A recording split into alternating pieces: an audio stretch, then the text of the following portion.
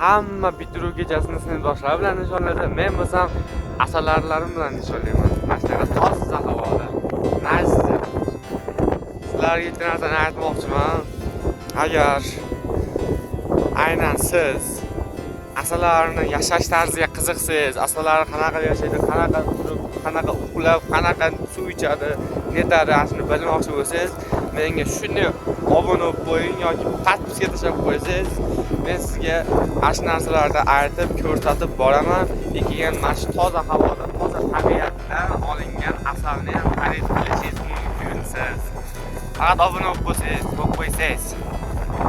Xo'p, mana bugun shu olti bolonligiga sovuq bo'lyapti. Keyin asalarilar ham issiq kelmayapti.